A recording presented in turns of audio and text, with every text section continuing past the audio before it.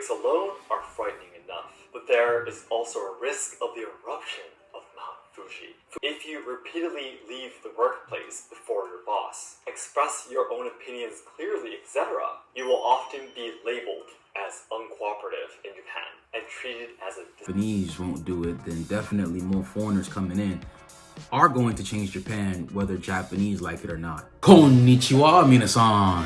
Show desu. And in this video, it's about why you shouldn't move to Japan. Looking forward to reacting to this video, but before that, guys, we are close to 200,000 subscribers. So if you haven't already, like the video and subscribe to the channel. 皆さんこんにちは and welcome to Let's Ask Shogun. I often receive comments and DMs saying that my dream is to live in Japan. It was As a mine. Japanese living in Japan, At one on point. one hand, I'm very happy and honored about it. But on the other hand, I have mixed feelings too. It's because I actually hope to leave Japan in the near future. But how did a Japanese man like me end up thinking this way? 1. Many natural disasters. I'm going to introduce this first Earthquakes, because typhoons. there's nothing we can do about it. As I've explained many times before, Japan is one of the countries in the world with the most amount of natural disasters. Despite the fact that Japan occupies only 0.28% of Earth's land area, we have 7% of all active volcanoes, So where they're located. 10% of all earthquakes, Wow. 20% of all earthquakes stronger than magnitude 6.0, Wow. average of 26 typhoons passing near or over every year, average of 2,000 landslides disasters. That's every crazy. year. As a Wow. result, about 18.3% of the worldwide cost of disaster damage is spent in Japan. But if you've been Yikes. watching my videos, I'm pretty sure this is nothing new to you. So let's talk about some specific natural I didn't know it was disasters that frequent. actually happen in the near future. 1. Nankai megathrust earthquake. 2. Capital inland earthquake. 3. Mount Fuji volcanic eruption. The Nankai Trough is a plate boundary located south of the Shikoku region of Japan. An earthquake that occur there are called Nankai Trough earthquakes. Such earthquakes repeatedly occur at intervals of 100 to 150 years and are very large in the magnitude of 8 to 9 class. That is pretty More powerful. than 70 years have passed since the last one occurred in 1946. So the danger of the next Nankai Trough earthquake is increasing. It has been noted there's an extremely high 80% chance that it will happen within 30 years. And even if it 18%? doesn't, it will certainly happen someday. In the worst case scenario, it is estimated that the next Nankai megathrust earthquake will be magnitude 9.1, which is about 1.5 times stronger than the Great East Japan earthquake in 2011. Thus, the total damage is expected to be 220 trillion yen, 10 times the amount of the Great East Japan earthquake. That's terrible. And that is not it. There is also the threat of the capital inland earthquake that could strike the Tokyo area in the next 30 years at a 70% chance. It is estimated to kill more than 100,000 people, and the total damage will exceed 100 trillion yen. Earthquakes alone are frightening enough, but there is also a risk of the eruption of Mount Fuji. Fuji is an iconic Japanese mountain, but it is also an active volcano. Terrifyingly, it has not erupted in over 300 years. And the risk of eruption in conjunction with these earthquakes is very high. It is estimated that the cinders, pyroclastic flows, and lava flows will force over 800,000 people to evacuate. But imagine this happening after an earthquake that is big as magnitude 7 or stronger. The damage that can cause is immeasurable. That is a lot. There is no way to escape these natural disasters if you choose to live in Japan. Elders 2. always have priority. Elders always have priority. That I know. Although this is gradually changing, Japan is still a society where hierarchical relationships are very strong. Many of you must know about the relationship between seniors and juniors in Japan from watching anime and movies. And if you have studied Japanese, you'd also know about the difficulty of keigo. The positional relationship is severely divided after only 1 year of age or experience, or possibly even just a few days. And lower people are taught to be silent and obey those who are above them. Basically believing that they do not have the authority to a lot of express their Westerners would hate that those system. who are higher than them. Even a saying expresses this. If a superior says crows are white, they are white. There are many cases where you know that something is clearly better from a rational standpoint, but you cannot do it unless someone higher up gives permission.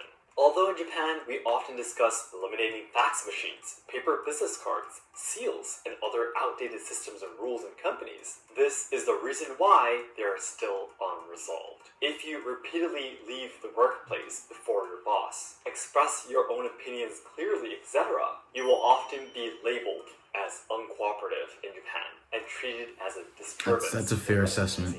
For me, who likes to do things rationally and efficiently, this is really a painful culture. And unfortunately, young people raised in such a culture often stop thinking and give up, assuming that their opinions will not be heard anyway. This can be confirmed by the data showing the lowest voting rate among all generations are among those. Yeah, when young people feel like their voice doesn't matter, I am 28 they're not going to do anything. I have hardly met anyone in my same generation who have high aspirations to change Japan. I find that too. What is even worse for Japan today is that it has the worst case in the world of a declining birth rate and aging population.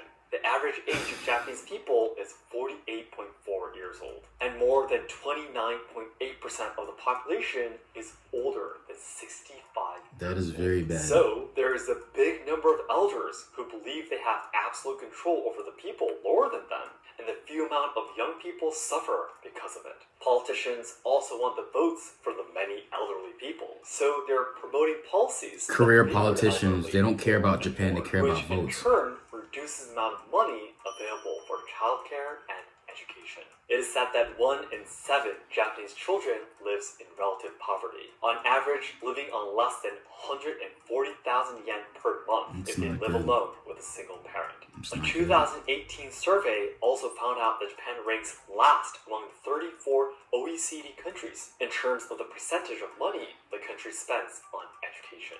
Even today, they are still full of young people who are struggling to repay millions of yen in tuition loans from the time they enter the workplace. When I talk about these things, I'm often asked the question, why do the elderly in Japan abandon the young? I think that it is undeniable that in any country, if the birth rate declines and the population starts to age, priority will be given to the elderly to some extent. But even so, the situation in Japan is terrible. I suspect that this may also be influenced by the hierarchical relationship we've been discussing.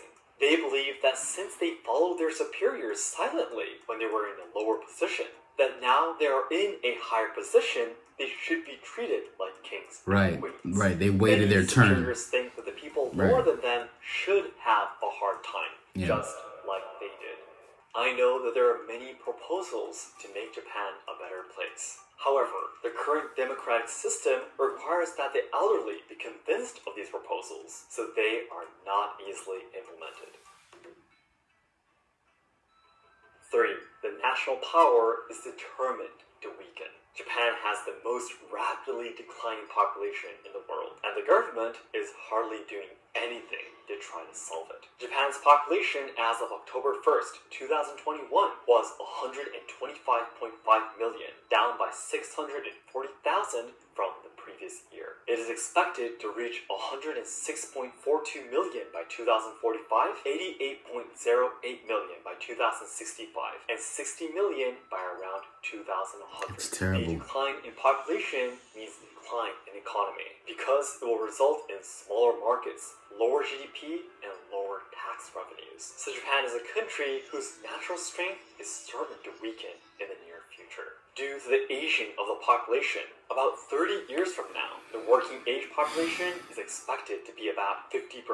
I'm concerned, very concerned. Out of every 2 people able to work. Solutions such as accepting more immigrants, approving dual citizenship, and providing financial assistance to the child-raising generation remain unadopted. And the elderly are still only concerned with getting away with their lives happily and keeping things the way they were.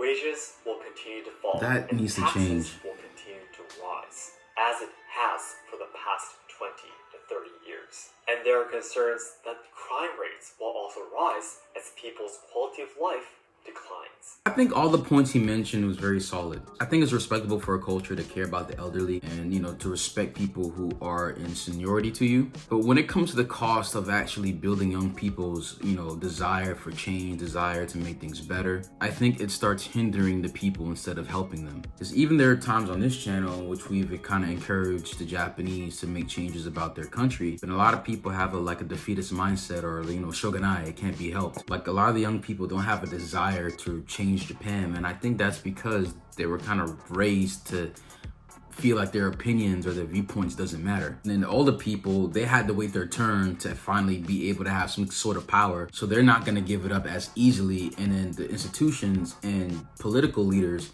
they want to cater to that audience because they want votes and don't necessarily care about changing Japanese culture for the better. So for people like Shogo, this YouTuber, moving outside Japan would help his cause because the culture in Japan can't cultivate, businesses or entrepreneurship or just ingenuity in general. But I pray that Japan does have a cultural shift, because if the Japanese won't do it, then definitely more foreigners coming in are going to change Japan, whether Japanese like it or not. Let me know what you guys think in the comment section below. So if you guys enjoyed the video, please smash the like button, smash the subscribe button, also hit that bell as well to get notified whenever we post a video. Honto, arigatou gozaimasu. Minna, 気をつけて。じゃあね。